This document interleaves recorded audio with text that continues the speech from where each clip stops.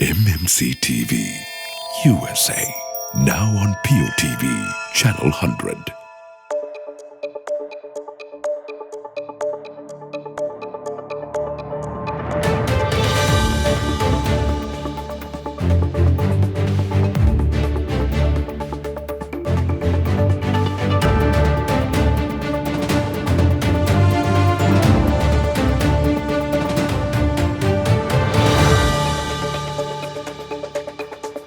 Well, hello there and welcome to MMC World Roundup, where we connect you with the latest news from Sri Lanka and around the world.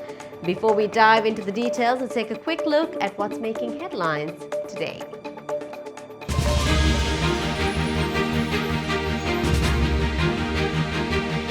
The symptoms of the influenza viral flu being reported among children in Sri Lanka. Railways, trade unions and the executive grade of the non-academic staff of universities call off their strike. More ambulances to the 1990 Suas area.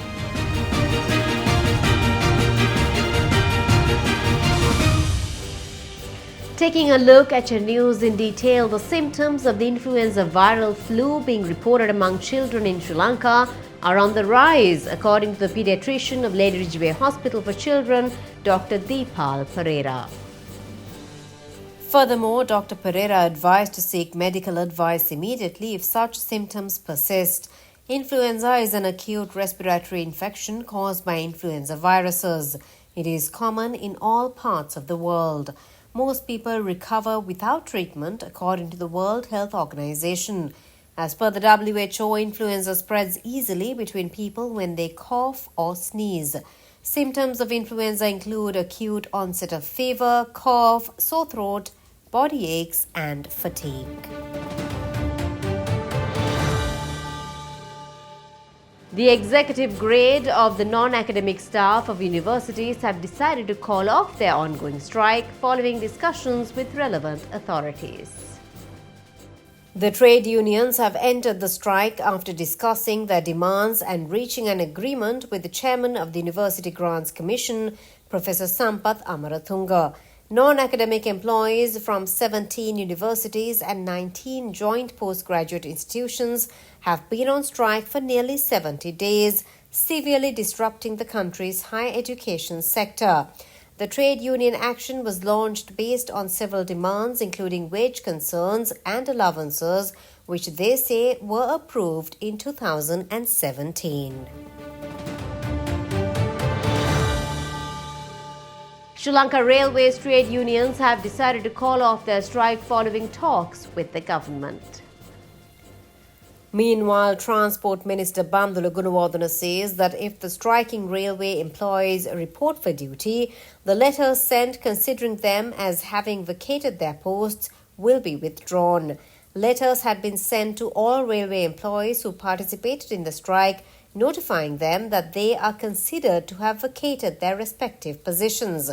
The General Manager of Sri Lanka Railways has sent said letters informing all station masters who have not reported to duties and are engaged in the strike that they are considered to have vacated their positions. The Sri Lanka Railways Station Masters Union had decided to launch a strike action based on several demands, including promotions.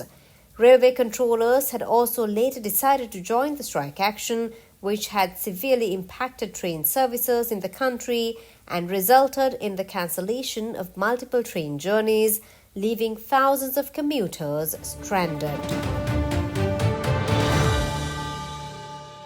A fresh maritime dispute between New Delhi and Colombo seems to be brewing, with Sri Lanka objecting to India's plea to the International Seabed Authority based at Kingston in Jamaica for rights to explore cobalt-rich ferromanganese crusts in Aphantse-Nikinton Seamount in the Indian Ocean. Colombo has argued that the area where India wants to explore cobalt-rich ferromanganese crusts is entirely within the extended continental shelf claim of Sri Lanka.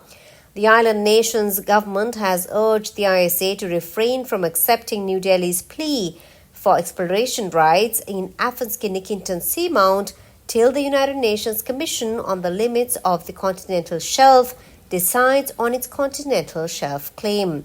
The ISA is following applicable procedures in this regard and the matter is ongoing, a spokesperson of the Ministry of Foreign Affairs of the Sri Lankan government said. Sri Lanka's continental shelf claim also contradicts that of India's, and that is why it remains pending with the UN CLCS since 2009. The two neighboring nations have been negotiating to end the impasse bilaterally. They, however, could not make any headway in the past 1.5 decades. The new dispute over the exploration of cobalt-rich crusts started brewing after the recent parliamentary elections in India saw the ruling Bharatiya Janata Party trying to rekindle the controversy over Kachadip Island and blaming the Congress and the Dravida Munnetra Kazhagam for ceding it to Sri Lanka, sacrificing the interest of the fishermen of Tamil Nadu. The Earth System Science Organization, an autonomous institute of the Ministry of Earth Sciences of the Government of India, submitted an application to the Secretary-General of the ISA on January 18, 2024, seeking approval for a 15-year plan of work for the exploration of cobalt-rich ferromanganese at Afghanistan seamount in the central Indian Ocean. New Delhi moved the ISA seeking rights to explore the cobalt-rich crusts in Afghanistan seamount in the wake of the increasing forays of the Chinese People's Liberation Army's research vessels in the Indian Ocean region. USAID Mission Director for Sri Lanka and Maldives Gabriel Grau highlighted that being a long-term partner in Sri Lanka's largest export market, the United States supports efforts to boost exports and improve efficiency for businesses and government agencies. He added that the United States is committed to initiatives such as Sri Lanka's Trade National Single Window System or TNSWS, which makes trade more transparent and predictable, easing business challenges. Gabriel made these remarks while joining a workshop for 94 key Trade National Single Window System project stakeholders recently organized by the Department of Trade and Investment Policy of the Ministry of Finance, Economic Stabilization and National Policies in collaboration with the USAID. Meanwhile, Secretary to the Ministry of Finance Mahinda Siriwardana noted that establishing a Trade National Single Window System is crucial as Sri Lanka recovers from an unprecedented economic crisis. The recent workshop was aimed at enhancing participants' understanding on how the single window system works and its benefits, and also encouraged collaboration and sustainability in Sri Lanka's TNSWS implementation. Through the United States Agency for International Development, the United States is facilitating the implementation of Sri Lanka's Trade National Single Window System or TNSWS. Aimed at modernizing the country's trade facilitation infrastructure, the TNSWS will streamline the collection of information required for trade, leading to increased transparency and efficiency, reduced costs, and more potential revenue. Gabriel went on to say that the U.S. is committed to initiatives like the TNSWS, which will make trade more transparent and predictable, easing business challenges.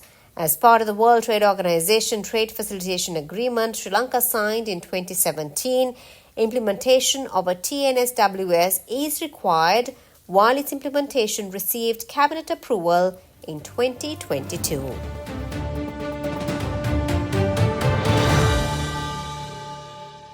Chinese scientists have conducted a study on chronic kidney disease of unknown etiology in Sri Lanka in collaboration with a team of local scientists. The team of scientists who conducted the study called on Prime Minister Dinesh Gunawardena at the temple trees. According to the Prime Minister's office, the team of scientists has said the final report of the study will be submitted shortly. The Chinese government, in addition to assisting the research, extended a grant for a water purification project in chronic kidney disease of unknown etiology affected districts in Sri Lanka. PM Gunawardena thanked China for the grant extended for water purification and research on waterborne diseases in Sri Lanka, which was initiated when he was a Minister of Water Supply. Professor Ming Yang, head of the Research Center for Eco-Environmental Studies in China, said that under the China-Sri Lanka Research Grant Project, a fully fledged research center for water technology has been set up in Kandy under the name China-Sri Lanka Joint Research and Demonstration Center for Water Technology. JRDC Director Dr. S.K. Veragoda said the center would collaborate with the Chinese Academy of Sciences as its insights and guidance would be invaluable in shaping the trajectory of JRDC.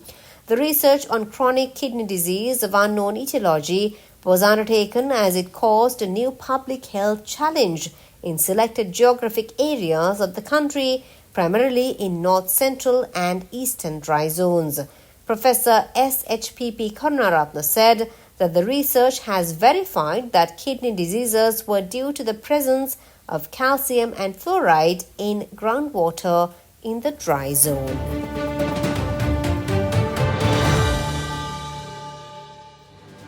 The Cabinet of Ministers has granted approval to take necessary steps to provide ambulances to the 1990 Suvasaria Foundation free of charge as a grant.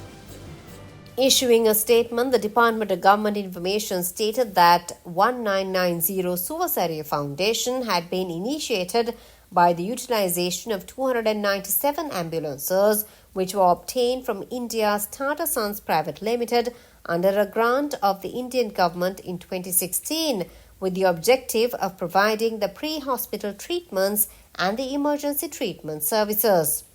At present, 322 of ambulances are operated, including 25 ambulances provided by Government of Sri Lanka.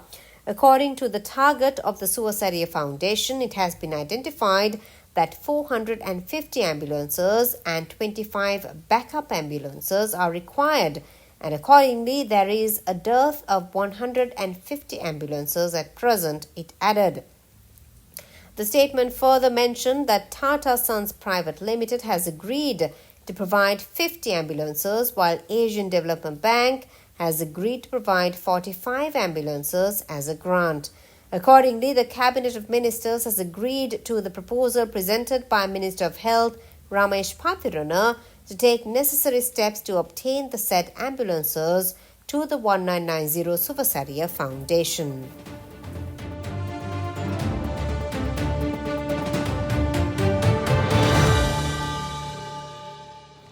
Star Garments Group announced its plan to build a large-scale apparel export manufacturing factory in Togo to boost the West African country's textile and apparel capabilities through a financing package that includes a $15 million loan by the International Finance Corporation, a member of the World Bank Group.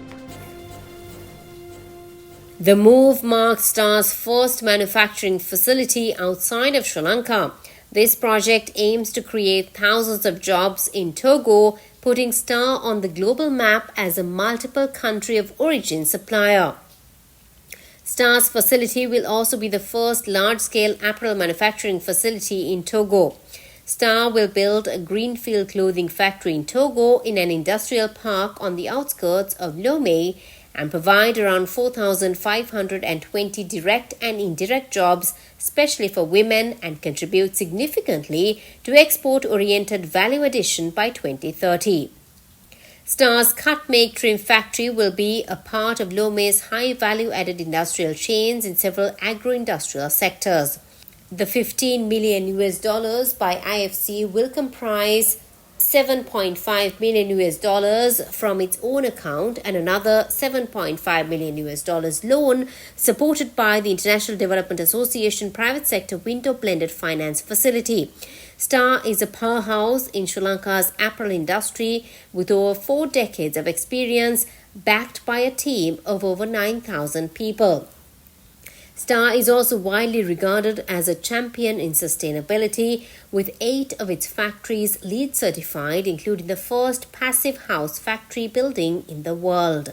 Star's factory in Togo will also be built under LEED standards.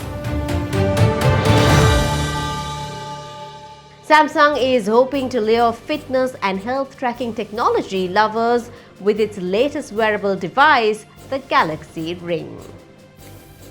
It launched the device at its Galaxy Unpacked event on Wednesday as the latest addition to its ecosystem of devices. It says it is supercharging with artificial intelligence. Smart rings, which use tiny sensors to monitor various health metrics, have up to now been a niche product, though their recent use by the England men's football team made headlines.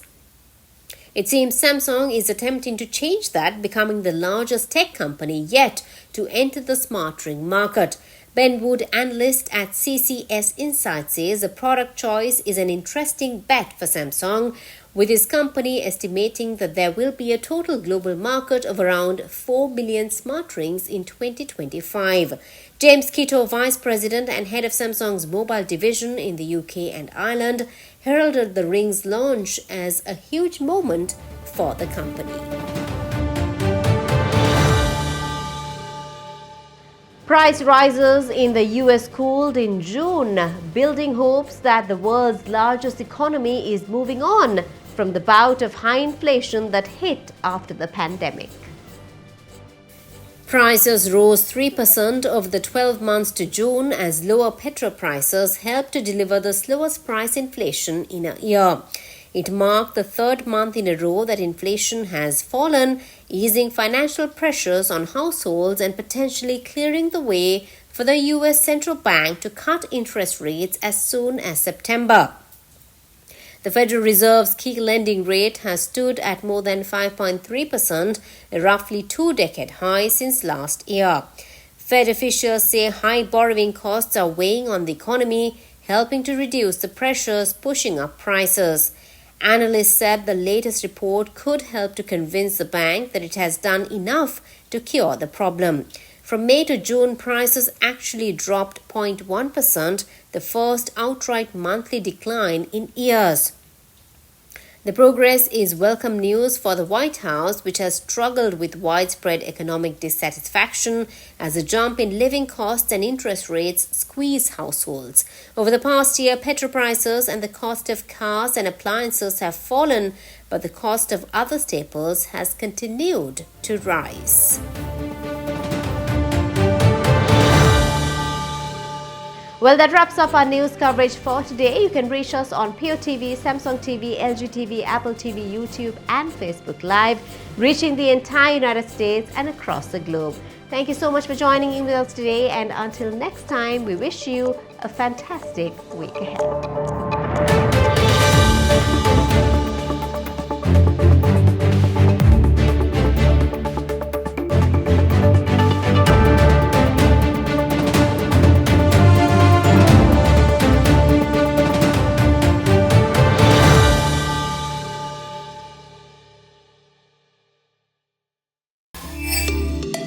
Catch the full program and more. Subscribe to MMC TV USA on YouTube. Follow us on Facebook, Instagram and TikTok